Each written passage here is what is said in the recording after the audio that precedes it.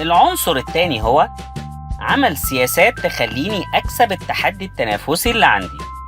مثال على كده، فاكرين في العنصر الأول لما قلنا إن ستيف جوبز قيم الوضع ولقى إنه مش قادر ينافس في الكمبيوترات؟ بالتالي عمل سياسة لشركة أبل تركز على منتجات تانية خالص، وبالأخص منتجات محمولة.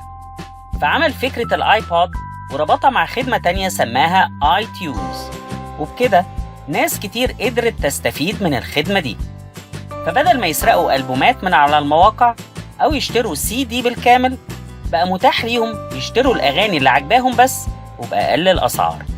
الغريب بقى إن بعد النجاح الساحق للفكرة دي بدأت مبيعات كمبيوترات أبل تزيد بشكل كبير، عشان الناس الكتير اللي اشترت الآيبود واشترت أغاني من على آي تيونز كانوا عايزين يربطوا الفايلات دي بالكمبيوتر الشخصي بطريقة سهلة ومن غير فلوس زيادة. وبكده ساهم الآيبود في زيادة مبيعات الكمبيوتر الشخصي اللي ما كانش قادر ينافس قبل كده.